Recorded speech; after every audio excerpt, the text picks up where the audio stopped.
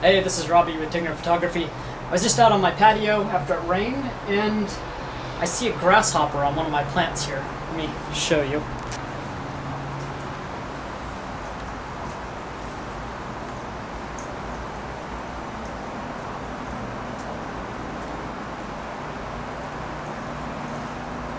So I'm going to try and photograph it. I'm going to use my 100mm macro lens.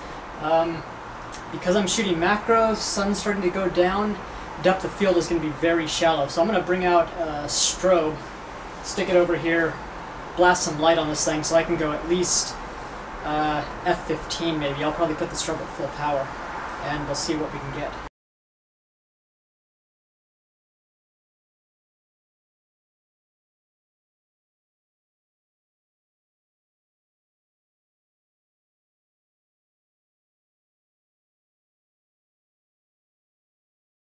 Well, the grasshopper just jumped away. So there's also a snail crawling by, so I'm going to try and get a picture of a snail.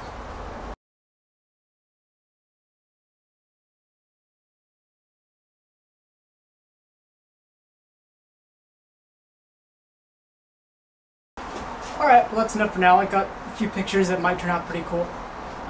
Most of it was at close to 1:1 magnification with a 100mm macro and an APS-C size sensor, so you're getting a little bit extra zoom. Or it's effectively 150mm.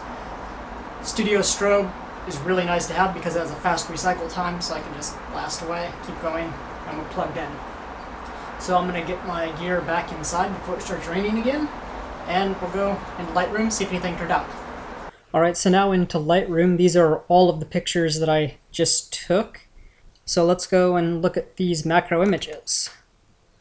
First one that I shot was pretty good. Focus is extremely difficult when shooting macro, but still this is pretty good.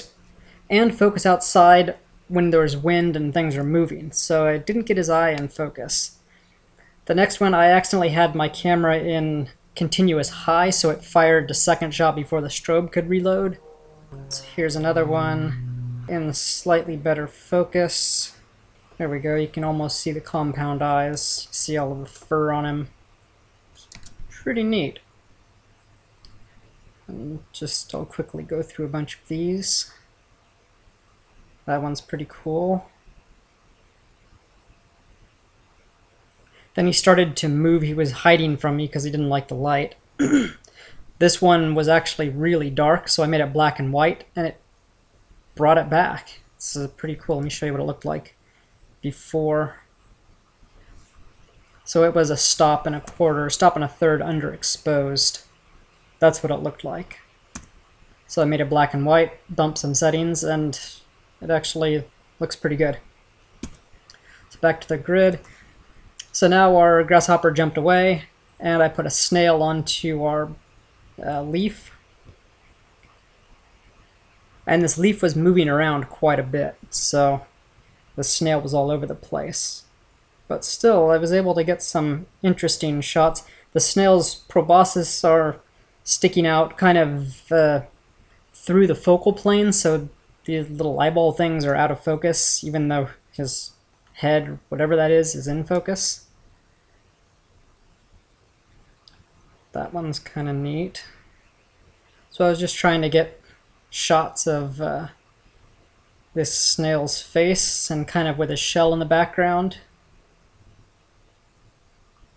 A couple are blurry as things were moving around. I just got two extra proboscis on the bottom. Then he started to finally wake up and move around. That's pretty neat. You can definitely see all the snail slime. Picture actually ever loads. There we are. So he's a nice and slimy snail.